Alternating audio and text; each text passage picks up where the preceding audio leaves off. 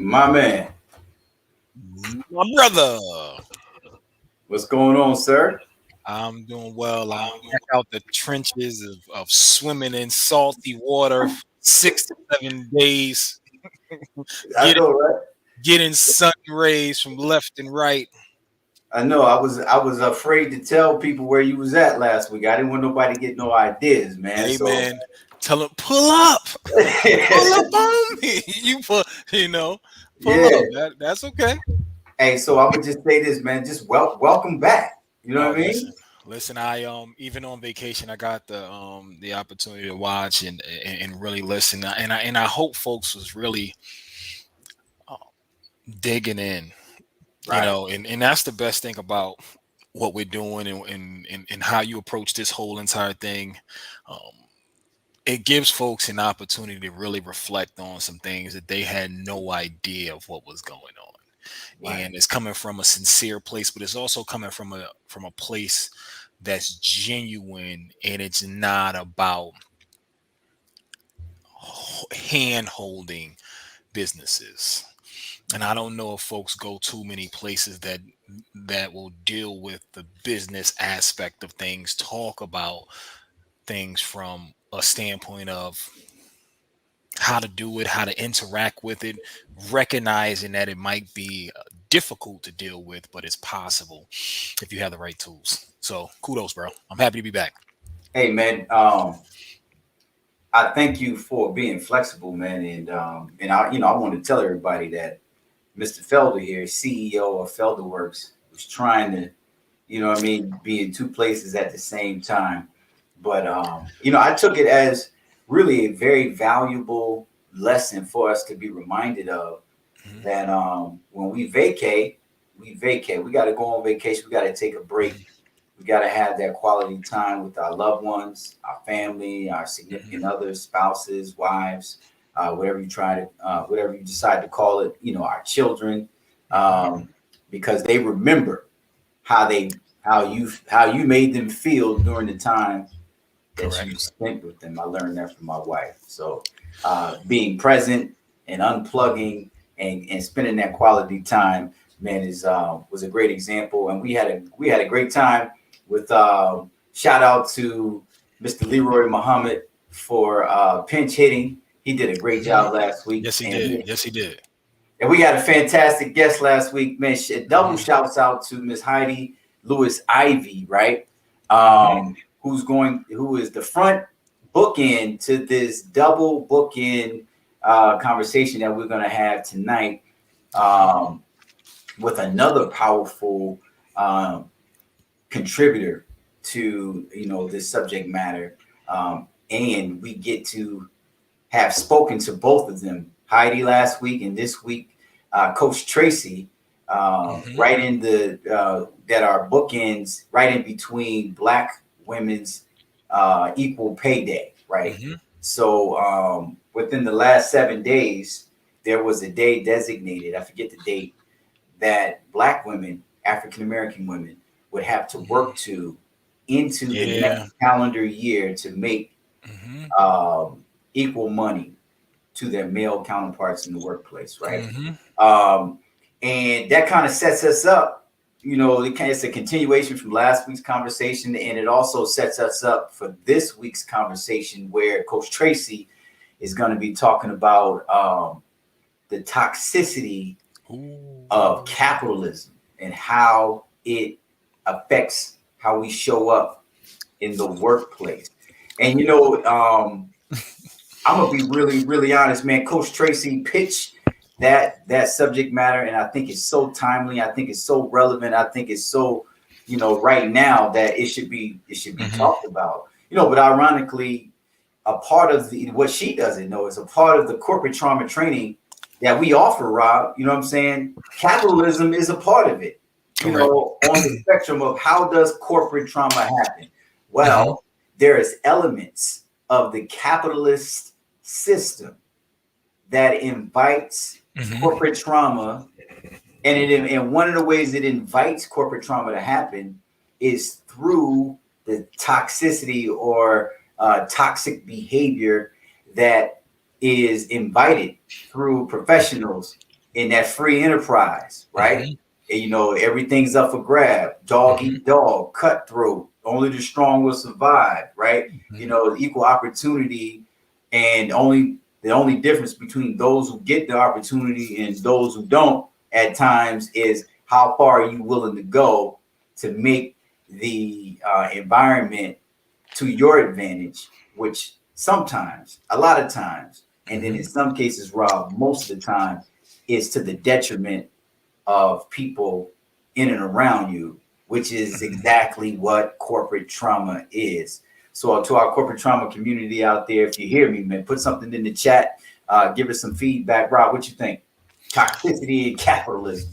It's it's it's it's very interesting and provocative. When I thought about it and I looked at it, I said, "Ooh, we got another puncher. We got somebody else coming to swing." And the most interesting thing about it is when you really process so much about capitalism, when people are talking about it in the broadest sense, it's about, hey, allowing people to reap the benefits from the work that they do. But a lot of times when I think about the toxic piece, the people who reap the most benefits are the people who put the money up, not so much the people who put the time. Right. So when we really look at it, we value money more than we value time. So if we connect that with what you were talking about, being present when we go on vacations or when we go places with our family, our kids, our wives, Right, just imagine, right? When you really look at it, folks don't value that until they're close to the end. And you're taught that, let's go back to podcast number 2. You're taught that from being young in school. yep, Then you go from elementary to high school, then you go to college, and then you go into the working world, and consistently, oh, we got to think about the shareholders. We got to think about the investors. And you could be doing 60, 70 hours of your life, and that person who invested the money could be laying on a beach somewhere. And they're the folks who may be always at times looked out for.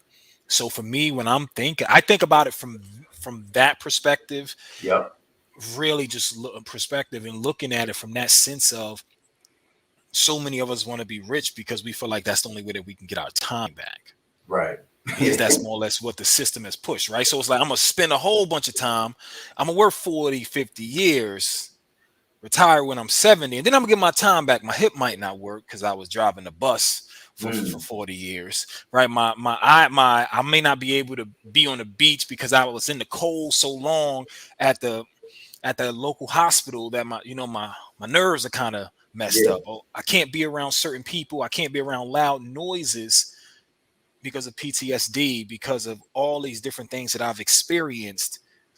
But when you first showed up, they told you this was a great way to build your pension. This was a great way to build a life for yourself and your family. And then on the back end of that life, you realize you sacrificed so much of yourself and your physical being, right. which Spending also, so much time looking forward, you forget yep. about the present. Hmm. And when we speak about toxicity, Rob, you made a great point, um, that made me think about something else that I talked about in the corporate trauma word of the day is Hmm. people that block the solutions to the problems that we as professionals become good enough to solve are Hmm. those that benefit from the problem existing in the first place. So you're like, man, Ooh. why can't I rock this piece out? Why can't I take this initiative to knock that out? Because it will work, right? Hmm. But those that have a benefit for the problem existing will get in the way and Hmm. cause toxicity to exist, right? And then, simple things, that's kind of broad, that's kind of Hmm. philosophical, that's kind of like conspiracy theory, right? But and then other things is just as simple, something I talked about recently was expect no apologies, right? In everyday life, somebody step on your shoe, oh my bad, I'm sorry. You know what I'm Hmm. saying? Somebody misquote you in an email or a text message, right? Oh my bad, I'm sorry. Hmm. You go to work, You don't get no apologies. You know what I'm saying? For certain things, you know that Yeah. it's always Hmm. professional jargon Hmm. couched in acknowledging the problem without taking responsibility for it, right? Or not, Hmm. or avoiding the problem altogether. Hmm. Where nine times, out of 10 during your personal life, you would expect and get an apology. But Hmm. at work, that's not the name of the game, because an apology is an admission of guilt. An Correct. apology is um, something that expresses weakness, right? Hmm. To be followed up with Hmm.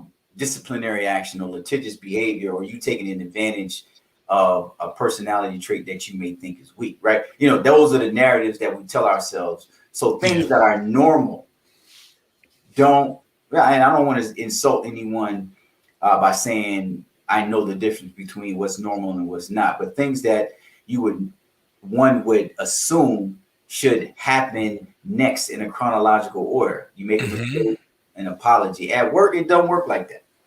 You know what I'm saying? And then you can't put your finger on it. You're trying to figure out, Yeah. like, well, yo, why am I irked right now? Hmm. And then it's like, no, they didn't apologize. Listen, if you're a performer, right? If you put up numbers in any industry, in any company, there's going to be certain things that you get away with. And there are going to be certain things that you get away with that you can't get away with if you leave that place. Example, President Trump. Bro, wait a minute, wait a Let me listen, listen. minute. Prime example, President Trump. This isn't about politics, but just to be as straightforward as possible, there are certain things that he was able to do that probably no one else could do, or he probably couldn't go somewhere else and do in somebody's company or someone's house and get away with it. Just how you move, how you talk to people, what you say, your demeanor around certain things, and so when we really look at it, when you're in that place of having power, Hmm. what you do with it, is so important because you are modeling what's expected for those who come behind you. And Yeah, so, and he's a great example because um, that bully pulpit, you know, mhm, like it or lump it, you know what I'm saying? You can give or take mhm, the Donald Trump administration, whatever mhm, side of the fence you find yourself on. And don't get me wrong, I'm not trying to be politically correct here. I'm being really, transparent. If you got that authority, if you got that power dynamic, and you got that bully pulpit, right? mhm, There are things that you'll be able to get away with. And you don't have to be the boss. You don't have to be the president, CEO. You could just yeah, hold the keys yep, to the next cycle of the business. yeah, And with that level of authority and power, you can use a bully pulpit to do and say and think things that ordinarily, mhm, right, you would not be able to get away with. And we have found a way to mhm, coexist in a toxic environment at work because there's a paycheck and livelihood associated with it. mhm. And we also, what's crazy? We accept toxic, we accept bad, we accept abusive behavior from those who we call winners, right? When we think about the financial system, and I just remember 2008, and they said, well, if those folks didn't have those bad loans, this wouldn't have happened. And it's like you had a whole entire industry who issued bad loans, Right, right? Many of them were from predatory lenders. right. There were so many people who was passing the buck to other people and didn't want to take responsibility. And I just remember watching the business channel every day as I was working at one of the larger banks. And I just said to myself, it was like, I've always heard people in the business field, especially in finance, argue personal accountability. And when Man, that thing hit the fan, there were so many people who didn't want to take responsibility for their piece. right? Straight, straight like that. It wasn't so much about everything else that was happening. What did you do? Right. But as long as there's numbers coming in, as long as we can get a yacht, as long as we can get a new F-150, I'm an F-150 guy, right? We find a way to be okay with the nonsense. And that's always where the issue is going to be. And as long as, and I know I'll probably bring this up later, but as long as we believe that, as long as the individual's desires are fed, the economy can go better. There'll be some troubled times where the wheel will fall off the wagon, and maybe ultimately I think the biggest thing that people argue is that the wheel falls off less often than it does in other systems or other belief systems, right? Because ultimately capitalism and the dollar and socialism and communism, it's all about a belief system. As long as you got enough folks that believe in it and are willing to participate and push along those norms, you have something in place that will go for generations and generations. I'll stop there. Yeah, I mean, but you bring up a great point though, Rob. I mean, one of the major, in my opinion, my Hmm. humble opinion, one of the major contributors to toxicity with how we do our capitalism is blaming the victim for the crime, right? And your Hmm. your analogy with the predatory home lending system is a Hmm. great example. You know, and I want us to really think about that. And there are other examples as well, right? And to blame the victim for the crime is a way of passing the buck that rewards the winner in the capitalist system Hmm. based on the way we do capitalism, right? Hmm. And it's an unfortunate circumstance because it's rewarded because the more you can get and the more you can get away with trying to get what you get, the Hmm. the the more you celebrate it. And that's Yeah. like um giving somebody a reward for bad behavior. And take it or leave it. Everybody out there in the audience, right? Um, However you look at capitalism, there's some major issues with how we do capitalism. You And know, go ahead. people celebrate the winners even if they're horrible people, right? Well, let's be honest. Right. If your way of looking at the world is dominant, if your way of looking at business is dominant to the point where you beat the competitors, whether you're a political figure, whether you are Banker. a banker, whether you run a company, people will celebrate you because they're like, well, that's how he did it, and that's how you got to get it done. I.e., Steve Jobs, right? He's no, they're like, oh, he's the worst. God bless his dad, right? But they'll tell you that. But that also makes me wonder when you really think about it. They tell you the victor's right history. So when you think about all of those folks from the 40s and all of these things that we talk about now were horrible times, if those individuals win the war, if they win the war, they massacre millions of people, but their economy does well and they can produce cars, uh, airplanes, they got awesome places for people to live, there will be murmurs of how awful they were or how awful they are. But if you give people places to live, people places to sleep, places for people to have children, people will celebrate you and you could be the devil. You Straight up could be like the that. devil. And this is why leaders in those situations walk on red carpets. Mhm. That's where the red carpet walk comes from. But speaking of winners, I want to introduce tonight's guest, Coach Tracy. Hey, And everybody.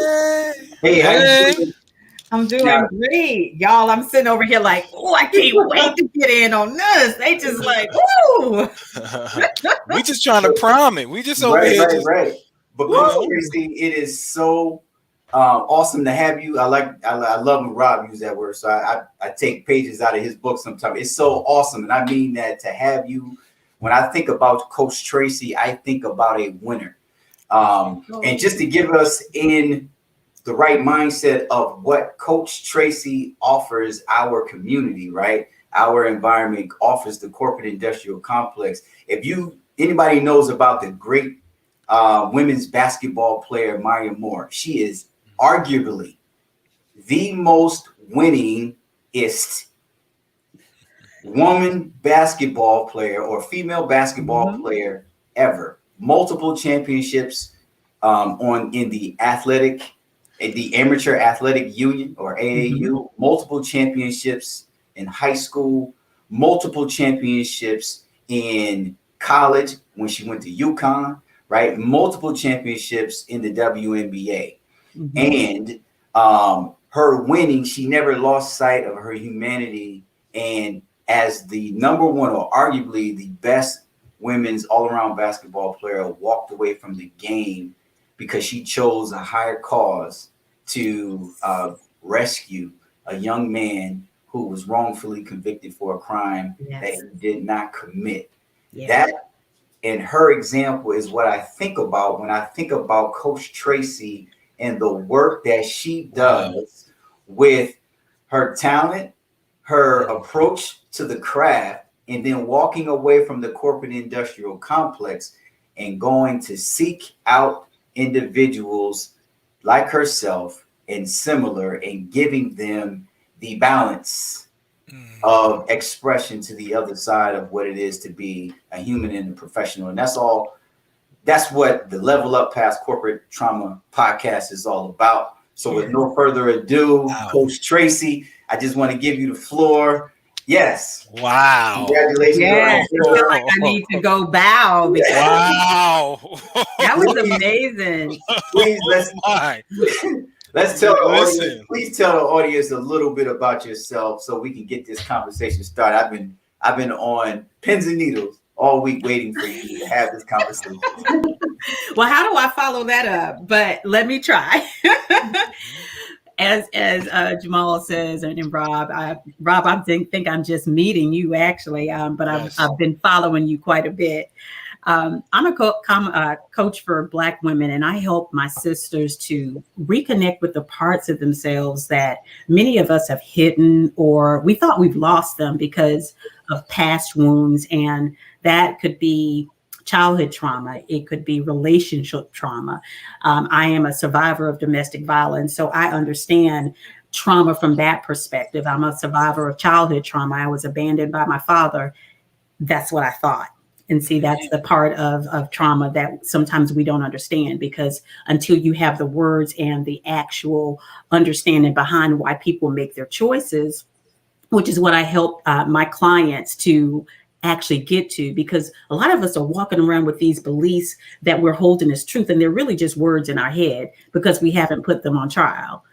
And we don't put them on trial. We believe what mom and them said. We believe what daddy and them said. We believe what cousin them said, and so forth and so on. And before long, the truth is so far down the line, and we are actually living those untruths, because it's like when you tell somebody something, the answer, it was right, 10 people go. Have you guys seen Ellen's show where she have them with the big ears on and they can't hear what the person says, but they have to have a little saying. They read it and then they have to tell the other person what they said. Let me tell you, if you have not seen that, please get it. But that's kind of what happens with generational trauma. So I deal with generational trauma is because what was said 40, 50, 100 years ago, by the time it's reached us here in 2021, it's a whole different story.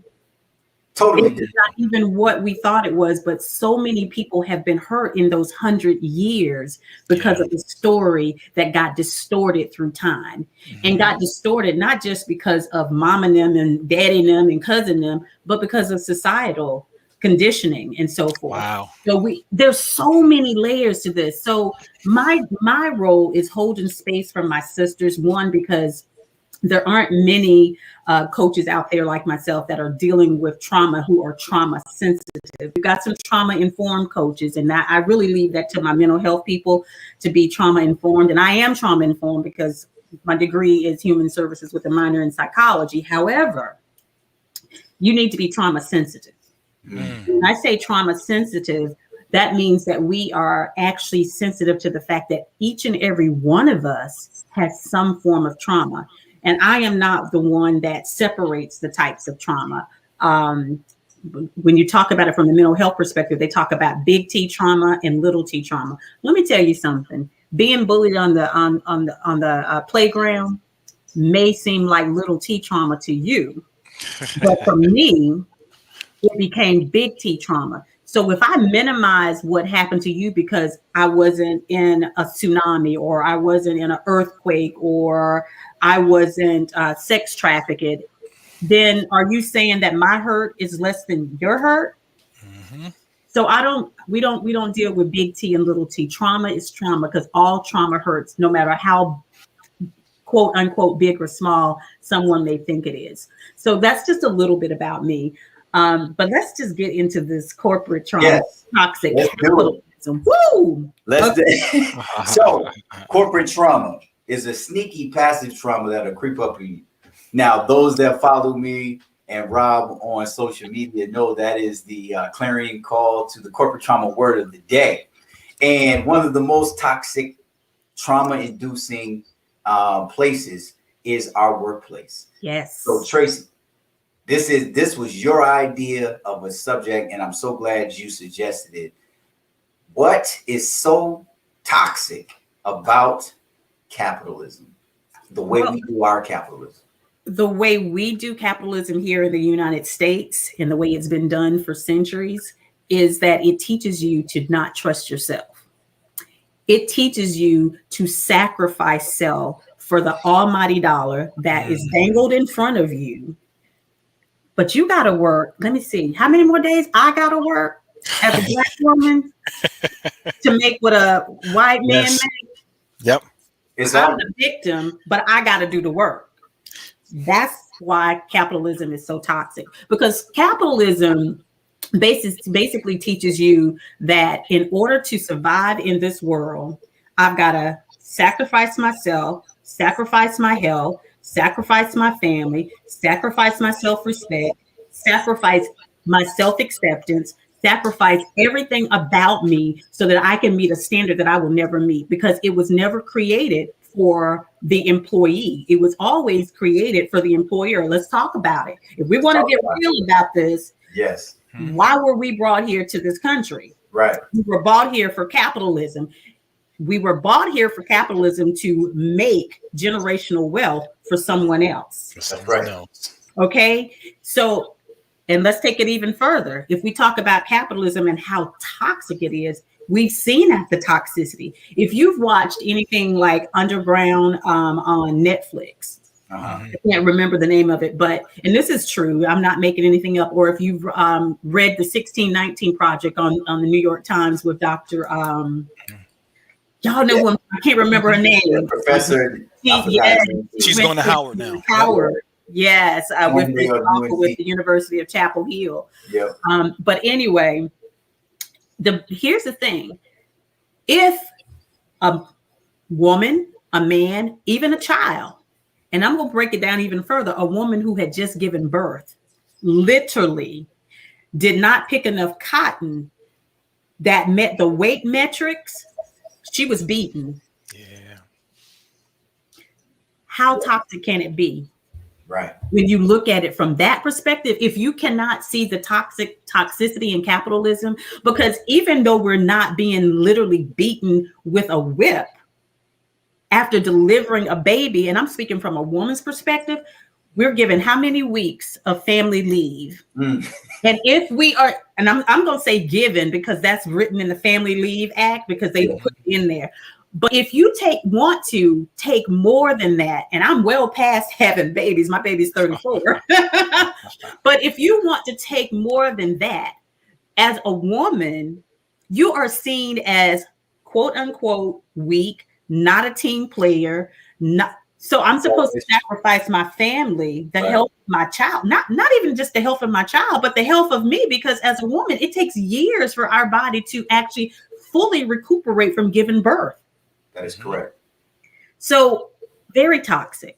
Because again, it teaches you how to go against what God has already given you, which is the instinct to actually survive. And it sets you up for a survival tactics that were never meant for you to survive. At best, that may be what they were for, but they were never, ever meant for us to thrive. Because let's be real, we talk about the sense of urgency that capitalism provides us. If we think about different cultures, we think about where many of us have originated in Africa. Some of us may have originated in other cultures. The culture is not based on fast. I remember when my husband's Bayesian, he's from Barbados. And anytime I would go to a Caribbean, I'd be like, what's wrong with these people? Why they ain't hurrying about? I mean, can I get my coffee? Me soon, come on. I was like, what is going on? And I had to get my mind right because they operated on a totally different ease, a pace that we don't have here.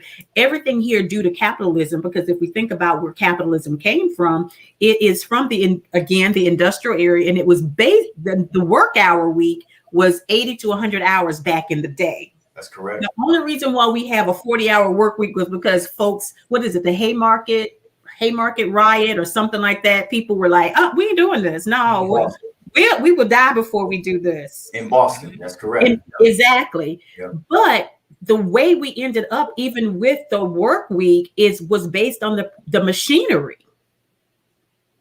How much can this machinery produce in this time frame for us to get the number of pieces for us to meet that almighty dollar, so we can make our stockholders happy, wealthy, and well fed? But you know what? These over here, we just need them to just show up every day. We just give them enough just to get by. We will make sure they just have enough of the basic necessities, if that.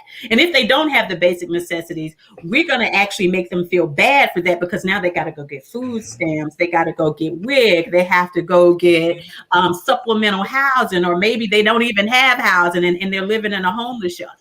That's how toxic capitalism is, because it is not about inclusivity. It is not about sharing of ideas. It is not about community. It is about me, myself, and I. And me, myself, and I does not look like you and I typically. That's correct. I'm just going to be for real, right? So it's very toxic. And then some of the things about capitalism that really are pressing on Black people, and I'm going to speak from a woman's perspective again, because I'm a woman. But when we talk about perfectionism and the strong Black woman trope that many of us have been brought up to aspire to, it was something that we actually really are. We're like, oh, shoot, I'm a strong Black woman. Why? Where do we get that from? Mm-hmm. If we think about it, we had to be strong. If you're going to be beat after giving birth to a baby, that may have been a difficult delivery, especially back on the plantation. Correct. You didn't have no choice but to be strong. And I'm not talking strong from a physical perspective, but you had to be strong that way also. But mentally and emotionally, we had to be strong. Those are the things that capitalism teaches us, that we have to be strong, because the only way we can actually work in the capitalistic society is to put on that armor every single day, to put on the mask that is not hurting, that we're not broken up inside, that we're not hurting, that we can't be with our child, that we can't go to our child's play, that we can't be at the PTA. And then we're called bad mothers, bad fathers. Then we wonder why we have all of the issues that we have with our kids not being able to sit still, not being able to share, not being able to be kind to one another. And we have all the bullying. Well, heck, you got my parents working 100-hour weeks. Let's talk about Goldman Sachs. Goldman Sachs says, you know what? Okay, y'all complained about this 100-hour work week. So instead of us changing the 100-hour work week and making it palatable the way it should be, and I very seldom use the word should because, but 100-hour work week. So what I'll do instead is I'll give you more money. That's capitalism for you. Wow. Because the money to pay all of these folks, people to work and pay them more money, 100,000 plus benefits, because let's not forget, benefits is money too. Benefits is money too. It may not come in the form of in your paycheck, but your benefits is your money too. But I did not tell you that you could work a really 40-hour week. I still expect you to do a 100-hour week, but real, I expect you to give me 120 because I just gave you 100,000. Okay, That's right. You ain't getting nothing you ain't getting something for nothing. Trust and believe. That's how capitalism works. That's right. Shout out to Nicole Hannah-Jones, who is the talented journalist and writer who developed the 1619 Project. Yeah, that's a lot, Coach Tracy. Rob, a lot. Huh? It's a lot. It was a lot, but I will say this, and I always tell folks, like I grew up in a household with a lot of women, and I've always had this one default. I always choose, even though folks who know me, and especially if they've met me in person, I will tell folks real quickly, I am ridiculously smart and intelligent, right? Very, very, and I always have a rebuttal, always have an answer. I'm always willing to jump in a double Dutch rope and let you know what I know. That's right. I didn't cause enough beatdowns in my life from these women in my life, right? That I tell folks all the time. Once I've never have a problem sitting back and taking a back seat and putting my learning ears on. Yeah. I don't know if folks got what I got because I'm internalizing it and I'm processing it. But when we think about all that you just said, and it goes to what we started off with, money is more valuable than time. I'm only going to let you work 40 hours because the machine that is worth 50 times more than 100 of you working for me a week, right, can only go 40 hours. Right. Like when I heard that, I was like, oh, I want to say something. I'm like, no. She's gonna have some more gems. She's gonna have some more gems. But that piece, I don't know if people really process that, where it's like, hey, they'll run me to the ground, but this machine, has to be taken care of, because the machine is directly correlated to the money that is being made or has been made and what they've spent. Yes, we can't afford to break the machine. No, but we can break you. I can break you because there'll be somebody ready to take your place. Yes. But the machine, a new machine might be on back order. We might not be able to get the parts. Right.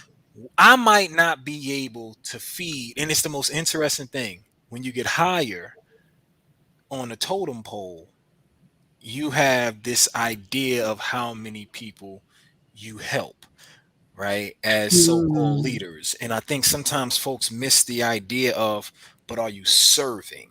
Yes. Preach, brother. Right. But are you serving? But are you serving? And it's a whole different idea. And I tell folks all the time, I mean, like, I listen, I've been called the devil. I've been called a lot of things. When I hit people with certain stuff, they be like, even the devil knew the Bible. And I was like, well, listen, he ain't look like me, though. He ain't look like me, though. But like I tell folks all the time, you can't sit in my face, repeat, say, or preach something that you don't practice in the places that you care about the most. Come on, man. Right? And I'll relate that to what's happening today. It can be Goldman Sachs, it could be a Facebook, it could be a number of different companies who are telling people you need to be back in the office. Right. Even though we know you are ridiculously productive. Yes. But we pay for these buildings. But on top of that, I want to see your butt in the seat, because even though you might lollygag, you might talk to Coach Tracy, you might talk to Brother Jamal all day in the office, but I'm seeing you. Yeah. If you're at home, you could do the same things and get more work done. But if I don't see you, it didn't happen. It didn't happen. And they teach that I learned that in college in one of my business classes. There was a study, and I have to research it and remember the name of it. That productivity, they found that productivity went up when the employees were being looked at and observed, and they knew that they were being looked at. They scaled it, right? And but this was based on post-industrial Hmm. America. Things have changed. Things have changed. And Coach Tracy, what I love about how you answered that first question Hmm. is you went directly to the root. We didn't mess around with the branches, the leaves. We didn't mess around with the trunk. We No, went right to the root of how we do capitalism. And so the trajectory of that history mm, of that treatment in the environments that they have produced, how does that type of toxicity impact how we show up at work? of course, it's going to depend on different people, but with that type of toxicity, especially because we already know that we're dispensable, we're not indispensable. We know that, and we go into work with a fear.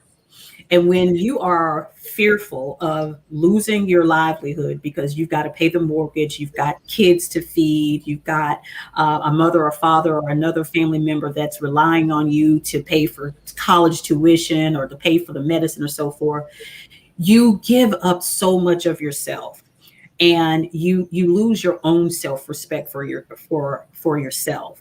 And it makes it so difficult because when a person loses their own self-respect, one, they're when that reflection in the mirror, actually it's paining them, and that shows up in how they are showing up with other people.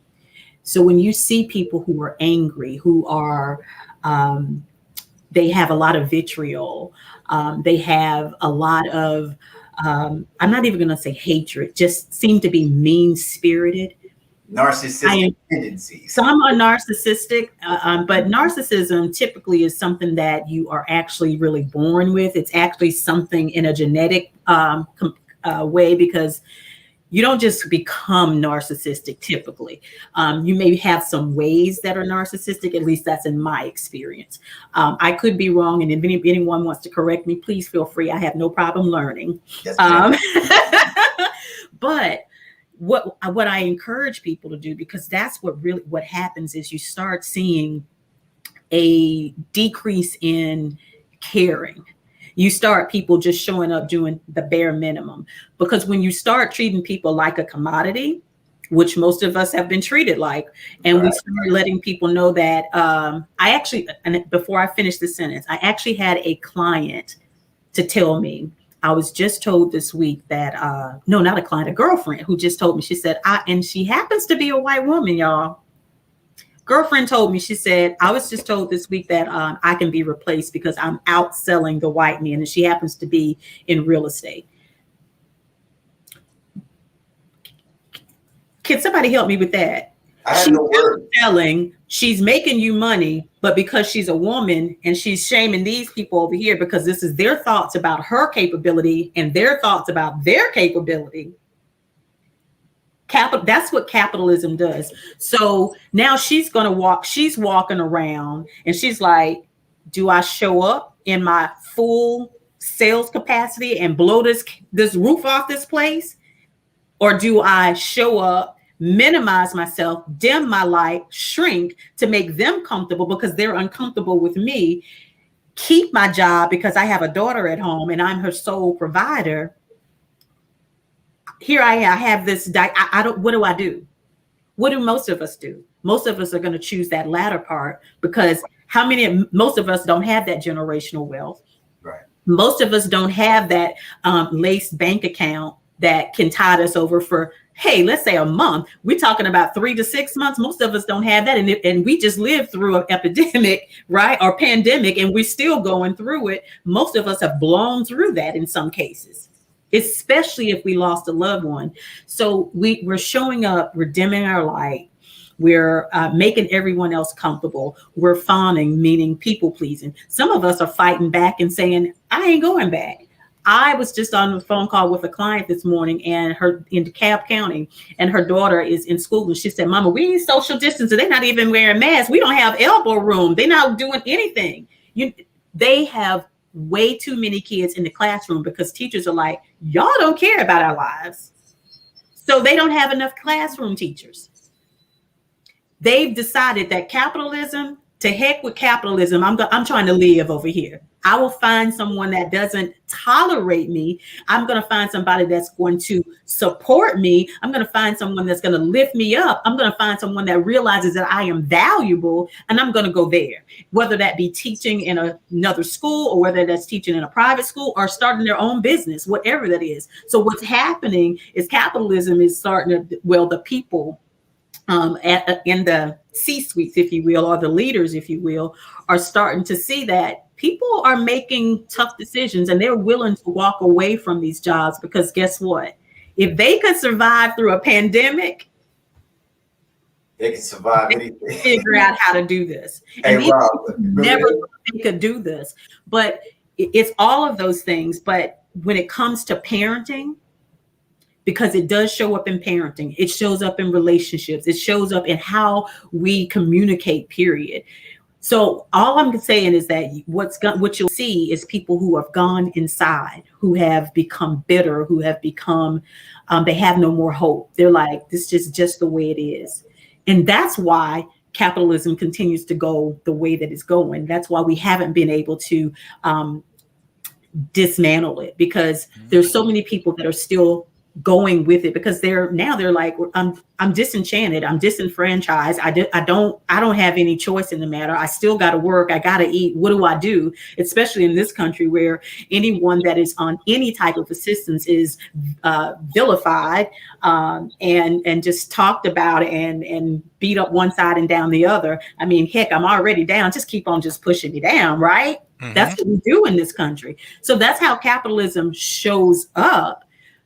What I would encourage everyone to do is to take a step back, because when we can actually show grace and compassion to one another, it actually helps that person. And even though it may not seem like it's helping that person, because that person is still spitting mean words, still being their devious, ugly self, think about what exactly is actually impacting them.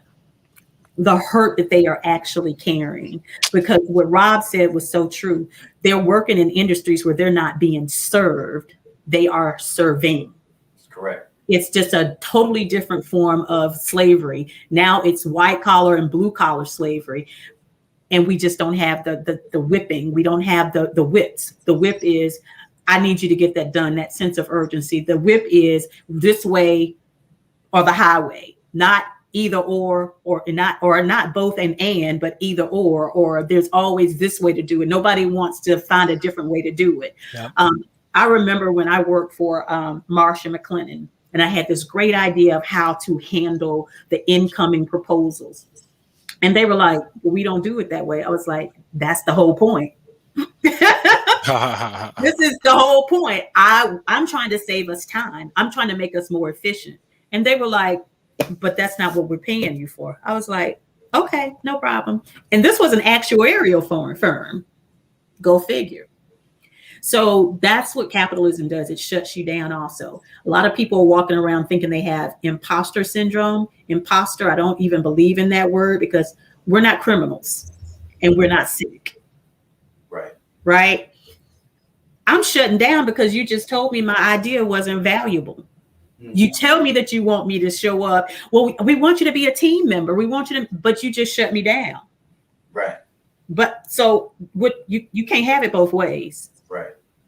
And then with capitalism, especially if you are a woman, a minority, with capitalism, the envelope keeps getting pushed. Right. For that promotion that you know that you're capable of. Guess what happens in capitalism? First of all, we're going to make sure that we keep the patriarchy is going to make the decisions first and foremost, because that's usually who is leading. And then we're going to make sure we keep this white toxicity going, because I don't use the white S word because there's no such thing. but we're going to keep this white toxicity going because we want to make sure that you're perfect. We're going to make sure that you show up on time, even though time for us is a whole different construct. And let's be real, time is a whole construct that somebody made anyway. But that's another story for another day. Yeah. We want you to do it our way. And since you don't want to do things our way, you want to rock the boat because, you know, you're aggressive, not passionate. You're not assertive. You're aggressive. Mm. We're going to keep Word moving darker. Yeah, So there's nobody else that's going to look like you. Capitalism shows up in so many ways that hurts us so much, and it shuts down creativity. It shuts down connectivity. It shuts down inclusion. It shuts down diversity. So toxic in so many ways. Wow. Wow. You know, and the first symptom of corporate trauma is fear. And you spoke about that extensively. You know, the fear of something that didn't even happen yet. Right. And that will inform our whole behavior, which is the pattern. Yep. And Rob always talks about don't leave your heart at home. However, right, Rob, we are conditioned to leave your problems at the door, which is where which resides in your heart. But leave that at the door, right? Rob, I don't know about you, but I mean, I'm totally into your perspective and your purview, Coach Tracy, because of your ability to resist from having to go inside and become closed in and leave your heart at home, and approach your professional offerings to the corporate industrial complex in such a spicy, provocative, and contrary way to the way we do capitalism. It really is very refreshing. Rob, what do you think? It hits home, and you know what's I'm once again I made sure that I remember this one point.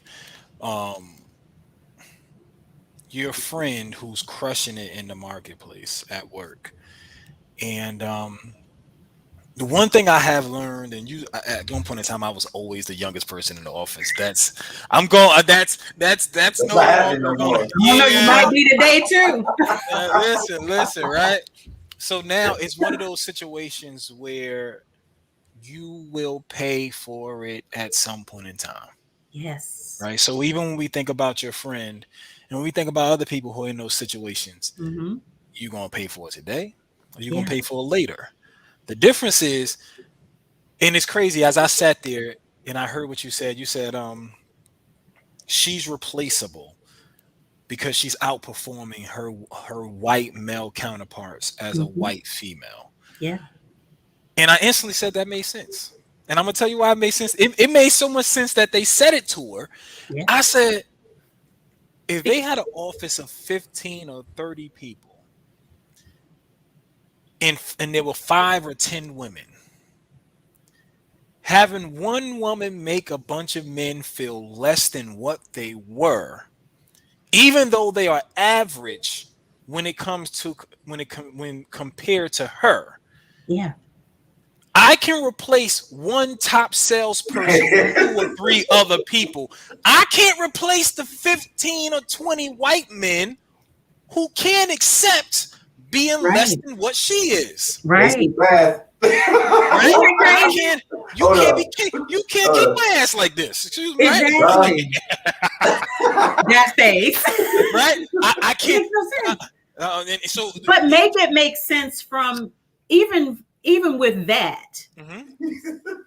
She's outselling them, so she's actually making you more money. You don't need them. But she's one person. But that's the whole point. She's outselling all of them. One person. Hey, these are my friends. We go out to lunch.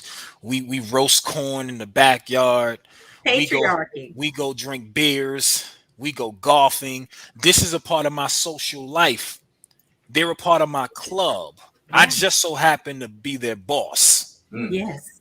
Well, let me put it like this. I'm leaving. I'm gone. I'm telling people because I don't do stupid for long. Right. Exactly. I don't Let do me put it stuff. like this though. Yep. Until you understand the toxicity of the way we do capitalism, that won't make sense. Exactly. I keep saying, make it make sense. But Make it make sense. when you put them foggy colored glasses on and look at it from the perspective of the toxic, trauma informed work environment that we have taken for granted that exists, it's not going to make sense. Right. And it's so many stories. Like it's like the old saying goes, "It's 10 million stories in this in the naked city." Right? It's just so many ways that we slice this thing, and we see the brain. I was trained that the mind can't think. Your mind wasn't created to think incorrectly. So when you introduce something to it that is non-calculable, it sends you into, right? That's one of the big words, Rob. It sends you off into a continuum of behavior that we describe as corporate trauma, but it could be described as anything that creates the imbalance that Coach Tracy, you just so eloquently expressed, right? And so with all of that said, what advice would you give any professionals trying to find their way and deal with what we've just laid out and clearly expressed as the toxicity of the way we do our capitalism? What advice? 2 or 3 things that you 2 or 3 things. Yep. First of all, I'm going to say take care of your nervous system, because your nervous system, that fight, flight, freeze, or fawn, and I know it sounds crazy, take care of my nervous system. Yeah, because as long as you are continuously in fight or flight and your sympathetic nervous system is constantly on alert, you are hurting yourself internally. And it causes so many, many, many health issues. This is part of toxic capitalism. And what's happening, because when you're fearful all the time, someone's always over your shoulder, guess what's happening? You've got adrenaline going, you've got cortisol going, your norepinephrine is going, your fight or flight is constantly on. So that vagus nerve, that can actually be destroyed. And we want to make sure we protect that. Now, the vagus nerve, vagus nerve is right in here. Yep. So you want to protect that, because that's the center of emotions and all of these things. Well, of course, we've got the midbrain, but that is very, very important to calming the nervous system. And when the vagus nerve gets damaged, it can be repaired, so to speak, but it will never be the same. So I want to say take care. And when I say take care of it, is remember that everything is going on. It's not about you, but it's actually about how you choose to think about it. I can choose to think that this is jacked up, and that is the truth. It is jacked up. But I can also choose to think this is the way it is, but I'm going to do what I can do to change what I can change, and what I can't change, I'm going to allow Allah, Jehovah, God, Spirit, or whomever it is that you worship to handle the rest for me. And I'm going to show up and I'm going to do what I'm supposed to do. But what I'm not going to do is I'm not going to allow them to tear me down, wear me down. When you start feeling as if you are going to be worn down, or if you're feeling like you've got the fight or flight, or you're feeling nervous, I encourage you to just do something really simple. And that's to stop for a moment and do something that I like to encourage my clients, which is box breathing. Have you guys ever heard of box breathing? The Navy SEALs use it when they're out and they have to get their mind right, minimize that anxiety so they can think clearly. So what they're doing is getting the survival brain out of the way, because that's what fight or flight is doing. Our reptilian brain, right? We need to get this prefrontal cortex engaged so we can start thinking clearly, so that we can make decisions that are not reactive, but are responsive. So it's just a simple 4, 4, 4, 4. So you breathe in for 4, you hold for 4, you exhale for 4, and then you hold for 4 and you start again. So I'll demonstrate it. So you inhale through the nose, through your diaphragm if you can. I like to hold my chest, and you breathe in. 2, 3, 4. Hold. 2, 3, 4. Exhale. 2, 3, 4. Hold. 2, 3, 4. And what that does is it engages your brain, because you're not thinking about the situation that's going on. You're thinking about breathing. So it takes you out of that moment that is stressing you out, that's got you fearful, or got you anxious and so forth. And now you can think, okay, what do I do from here? And you can do that box breathing for 3 minutes, 10 minutes, however long it takes for you to bring your nervous system back into regulation, so that your parasympathetic nervous system is now engaged and calm, and the cortisol levels are down. That's the first thing I would tell you to do. The second thing I would tell you to do is research the places that you are that you are considering working. If you're already working there, of course, you can't change anything. But what you can do is decide to start the plan to exit, if that is your desire. And exit doesn't mean that you have to leave the company. Maybe exit means you need to take a lateral move that is going to be a little bit less stressful for you, but palatable and that's actually going to work for your life, for your lifestyle. If that's not available to you, continue to search other companies, because let me tell you something. Everything that has been going over the last, I would say probably the last decade, and of course the last 2 to 3 years, companies are recognizing that they have to make some changes. Of course, they're not going to make a lot of changes, but they are recognizing that, you know what? People are willing to go without in order to actually have. So that's not necessarily going without for them. Having a peace of mind, having ease, having flow in my life, that for some people is worth more than going into there, getting your job, getting your $100,000 or whatever it is, because there's no price tag on peace of mind. So those are the 2 pieces of advice. And I'm going to give a third piece, especially for my sisters and my brothers, because find someone who is willing to be a sponsor, not a mentor. Mentors are great, but find somebody who's going to put your name in the room before you get there. Connect, make connections. This is what this is all about. This is networking. Don't be afraid to ask for help. We have been taught in this society with this social conditioning that we are not supportive of one another. That is so far from the truth. That's right. That is their tool to keep us separated and unengaged. And it also keeps us from actually growing and moving up.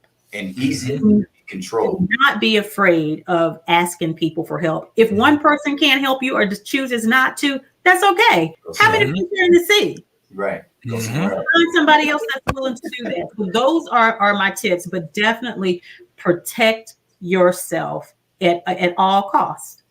At some point, you have to be willing, and I'm going to end it with this.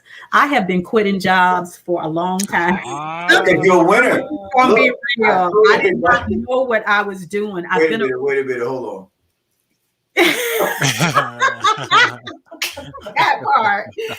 Y'all, let me tell you, I had my first daughter when I was 16. I have 2 daughters, and they're 38 and 34 now. And I had no idea how much of a rebel, quote unquote. I'm a good rebel. I'm like Representative John Lewis, rest his soul, may he rest in peace. I like to get in good trouble. I was making good trouble for myself. I had no idea what I was doing. But if any time I was in a job, and I'm from South Carolina, so back then in the day, because I'm 54 years young, we had manufacturing plants and so forth. So that was pretty much all that I was able to do, because I'm a young Black woman with a daughter. Although I was married, didn't matter. I wasn't a cup of tea, and I'm okay with that. But act a fool if you want to. I'd be like, listen here, bro. I came here looking for a job. I will leave here looking for a job. But what you're not going to do is disrespect me, talk to me any kind of way. And I didn't even realize what I was doing. You notice how God has prepared me for the work that I'm doing today, and I had no idea what was going on because I was in my I had her at 16, so I was 18, 19, 20 years old. Didn't know why, but I knew that you were not going to treat me that way, and that I knew that the value that I brought to your job, because I did a good job. No, I did a great job because I'm a very good worker for people. I'm an even better worker for myself. But I learned that very early on. And I will be honest with you, I never got fired. I would always quit.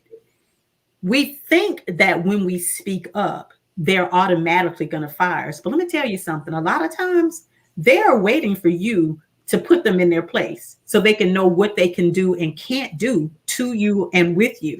Exactly. Exactly. Some of the best relationships come from conflict. Absolutely. So don't be so afraid of conflict. Conflict, it can be a very good tool for you to actually ascertain where you stand with people. Because many people are about their dollar. So they're like, okay, can I take her sassiness? Is she going to bring me that cheddar? You know, I'm good. you know what's crazy, Coach Tracy? I would also throw in as another piece of advice. Sucker, you don't own me. Right? Sucker, you don't own me, right?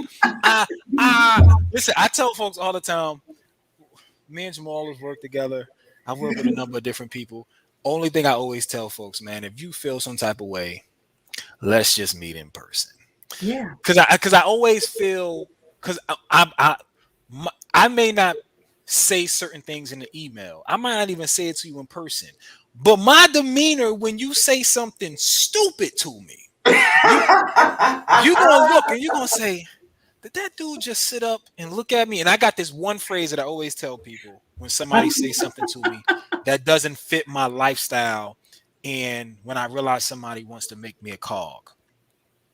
Are you okay? No matter what you say to me, once in my mind, because I'm giving you the opportunity to backpedal yourself up out of this. Because when I ask you if you're okay, you might say, well, what do you mean? Because what you just said to me, it's so far left from where you and I are standing. I got a feeling that something might be wrong and I might need to help you. Because if you think that's how you're going to talk to me, and am I talking about violence?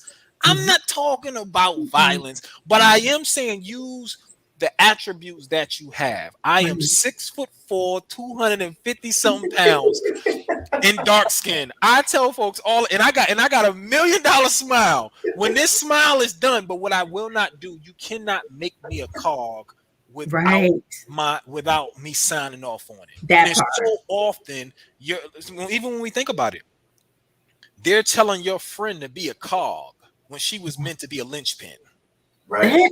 Yes. Right. You're trying to make me to a cog, and you want to give me barriers. I got ideas for you, and you're like, well, go do this and go do that, and then come back with this. And I'm like, well, so you telling me you don't have time to walk it through with me? I got to go and do all these other things. Oh, okay, I see. And I tell and I'm a quitter myself, right? Because I tell folks all the time, I will not stay somewhere for a long time. Yeah. Just so I could say that I stayed there for a long time and I didn't leave. Right? College is about finishing. Yes. I don't need to finish the race with y'all. And I tell folks all the time, in any relationship, whether work or with the person you love or the person you say you're with, you're going to have sprints and marathons. Yes. Amen. Once you realize what type of race you are running, when you sign up to be married, you're saying, I expect this to be a marathon. That's right. If down the line, some way or another, you realize this was supposed to be a sprint, right? This was supposed to be a sprint. Let's have this conversation, because I know for a fact if we try to stretch this out to a marathon, somebody gonna die.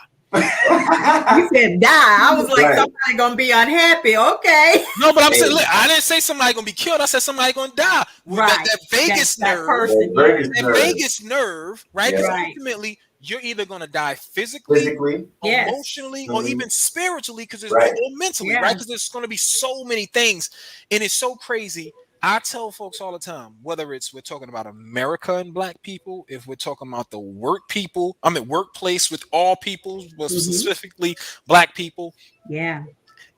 it's so often that you're in an abusive relationship, right? And it's so interesting that when we're going through all of these things, we don't put that hat on Right. and say, how often am I willing to go to this person's house and say, don't kick me, don't beat me, don't treat me like that? Yes. Because ultimately, that person's living their best life and you're living a life of trying to change who they are, Right. And right? we all know how that works out, right? Yeah. And I'll just end it with this piece.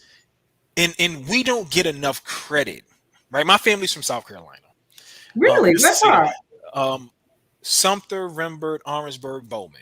Okay, because I'm from Spartanburg. All right. Yeah. Oh, okay. You for okay. Yeah, I Look at know that. something very well. Yeah. So my whole entire crew is from down there.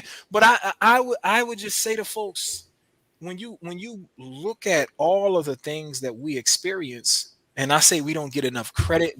I don't think we get enough credit from folks who immigrate here. We don't get enough folks, and that's not just black people. That's across the Right. board. Right. The group of people that we represent, they bust their ass for 400 plus years Say that. in this country, That's right. right? Not just from a physical labor perspective, right? Not just from when you go into DC and you be like, man, like these limestone buildings and everything else, and nobody ever talks about who built it. But that's one side, right? Yes. Until Michelle Obama came in. That's what's so awesome about her, because Yeah. nobody speaks about how she does it. That's Yeah. why I love that Yeah. sister, She shut it down with one right? line. But Hmm. when you look at it, black people have been at the tip of the spear, making this country be who it Yeah. said it's supposed to be in its founding documents. Hmm. I don't think people process that every generation of black people are sacrificing mental capacity to say you are not who you said you are. Expect when we talk about the founding fathers, you are not living up to that creed, you are not living up to what they said. And 20 years later, we celebrate the people who sacrificed their Hmm. careers in their lives. We celebrate them 20, 30 years later. And it's the Right. most interesting thing. People come here and they say we're lazy. They say we all these Yes. other things. They jump into the corporate industrial complex Yes. Right. Yeah. They and do. put this hat on, and then they perpetuate it until they get to the point that they realize that it was all a facade. Yeah. It But wasn't real. it is interesting that you say that, because, and we could go on and on and on, I because this is know. so good, but it's not that they don't know it. Yeah. That's the reason why they're trying to whitewash it. That's the reason why critical race theory is being, how many states have said they're not going to have it in the school curriculum? 11 or It's 18. It's not a that lot they of them. don't know it, but to actually own up to it would mean reparations, would Yeah. mean America is not exactly what they really thought it was and what they've been touting it to be. Yeah. That's what it is. They know. They know. And the reason why people continue all around the country. I was listening to somebody who was talking about how black people are treated in China, where there are places where in China they say they don't even want, they tell you straight up, black folks are not even welcome here. So it's across the world. And that has to be an indication to us as black people. If we do not know this, and if you cannot see that, this means that if we are hated, if we are vilified, if we or people are terrified of our beauty, our smartness, our tenacity, our resiliency, all of the great things that our ancestors gave us, because we always talk about the things that they gave us that weren't great, but let's talk about the wonderful things that they gave us. Mm-hmm. Okay, let's talk about that's what that makes them afraid. Because if you can last as long as we have lasted with so much and still being heaped on us, don't that tell you that you were special people? A very Mhm. special people. That's right. Well, if Very. we're a special people, we need to start living like we're special people. We cannot expect, because we've been waiting for the external to save us for centuries now, right? Mm-hmm. We have to really truly embody the change. And that's the reason why I do what I do, so that the women that come through my program, they are embodying the change so they can stop those generational cycles. They're not curses. Those are cycles. Amen. Okay. None of us are cursed. Yep. God did not curse us. Allah didn't care. Whoever I believe in God. Okay. But we're not cursed. Those are just generational cycles that we've been conditioned to believe about ourselves to keep us at the bottom of the totem pole, so that the truth of who we are, let's be real, what we're working on right now, the light bulb, the filament, that was created by a black man, if I'm not mistaken, and he bought it from a black man, Edison, and made it his because he had the generational wealth to make it happen. Lewis Howard Let's look at the traffic light. Let's look at the ironing board. Let's look at a whole. There are so many inventions that we have created, and it's time for us to step into our royalty. It's time for us to step into who we truly are, and step into God, who He predestined us to be. This is not. We can't allow anyone to keep telling us who we are. And I'll say this. I'll give you this one, and I know this, of course. Love yourself. Love yourself. And I would also say, for all of us, be aware of who we have the conversation or the so-called arguments with. That part. Because when you do your research, there's different groups of people in this country, and they came here at different times. And for many of them, even though they may have benefited from what we call slavery, the Jim Crow era, their parents and their grandparents and great grandparents may have benefited from it. Right. They separate themselves from everything that happened before 1865, before 1888. The folks who and I know folks may not hear this. I want to say it very, very clean. If critical race theory bothers you, the first thing you have to do is take a step back, ask yourself why, and then check your whiteness, your privilege, right? your fragility. That's very clinical. Why is this impacting me that way? What is it about me that's upsetting me?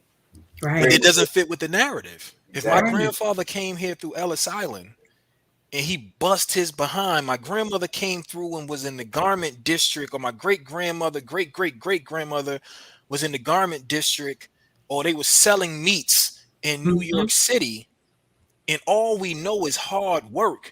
Right. You're not going to tell me that they had an edge on other people, and I have to tell my kids that. Right. That's what these people are fighting. Because remember, and I'm gonna share this. I'm gonna say this one last piece. Because all of these individuals who you're gonna have these arguments with are not the original white people of America. That part. Right. And the original white people in America, because let's be clear about that. They were not here. They came here.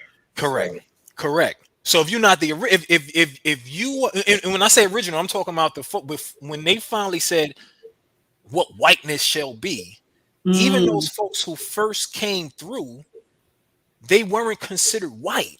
Nope. Right? They were here to work. They were just here.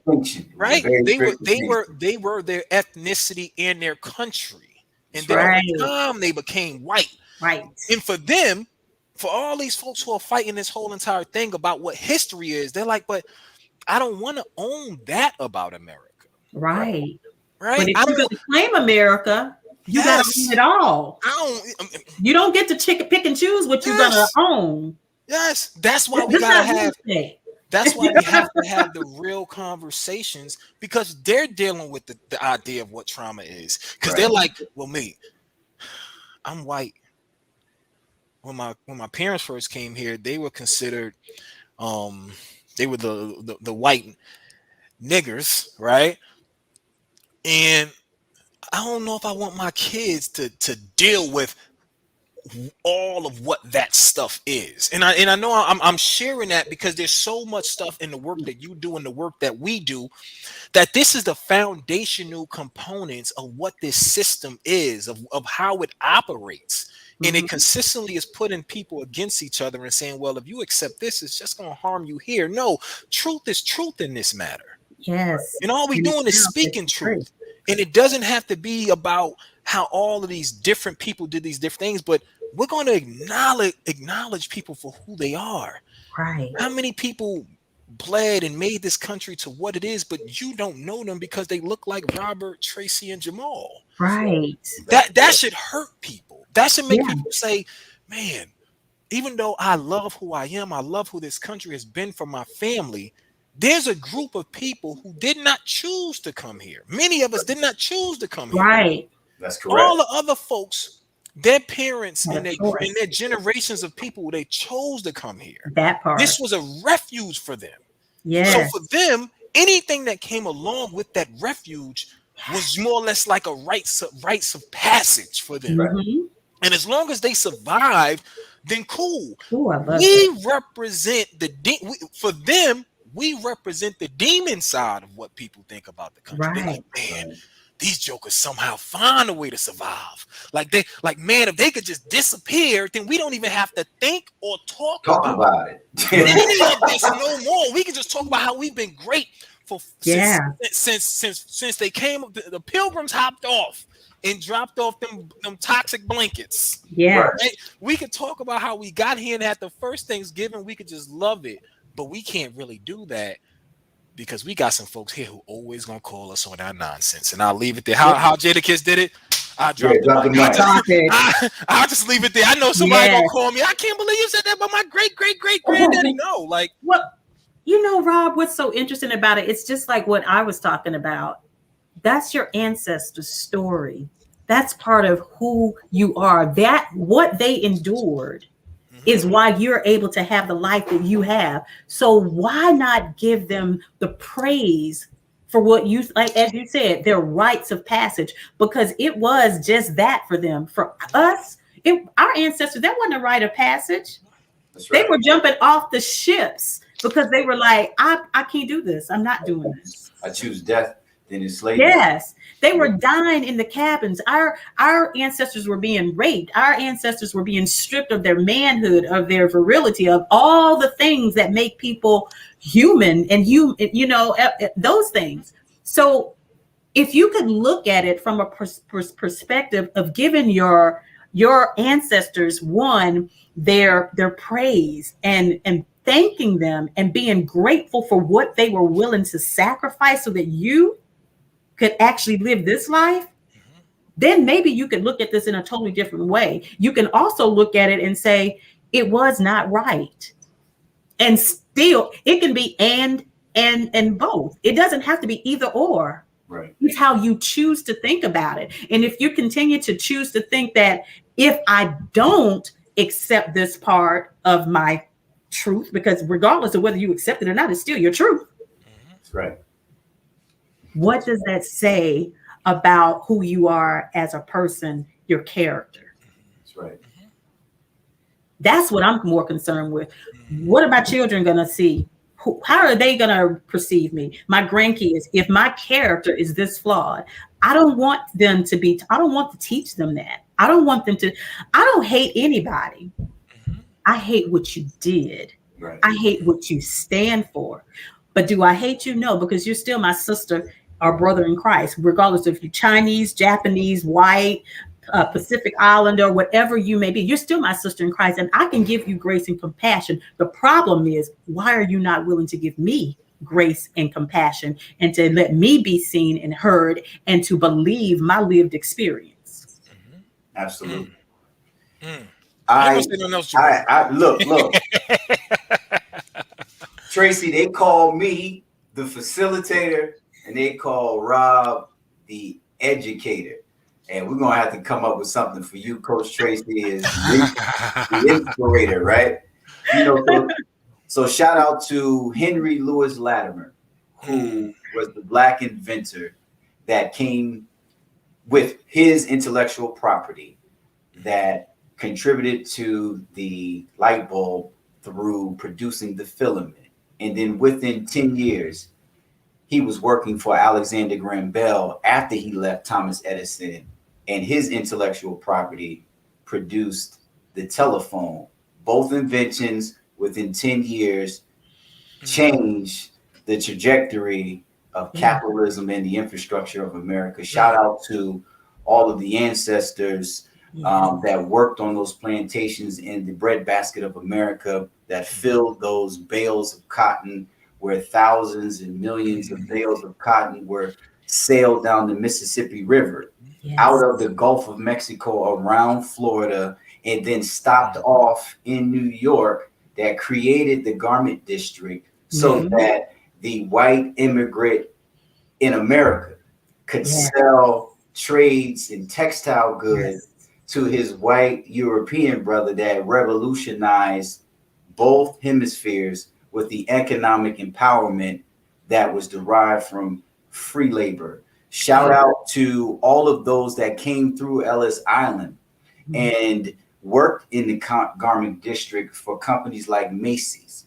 which is why we have a Macy's Thanksgiving Day parade, because it was traditionally a celebration of the different cultures that work in that area and wanting to be recognized in a major way. So instead of losing their workforce and team morale, Macy's came up with the Thanksgiving Day parade, where people would have at least one day, right? And shout out to the ancestors and the progeny of the Northeastern indigenous American so-called Indian, who were the victims of General Amherst's scheme of biological warfare, and received the blankets that were infected by smallpox and decimated an entire generation of indigenous people, where he now has a college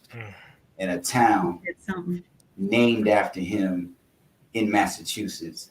And shout out to all of those who have come through the generations of time and survived the toxic nature of capitalism, and trying to make a way for themselves in this country through misinformation and the ignorance that Tracy talked about, that came from not being told the right thing.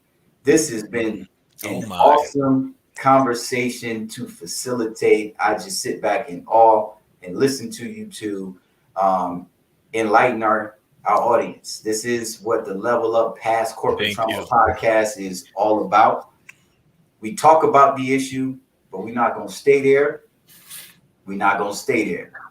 Right. Level up past it, so that we can give something better to the generations coming behind us. This has been one of the best conversations I've been involved in.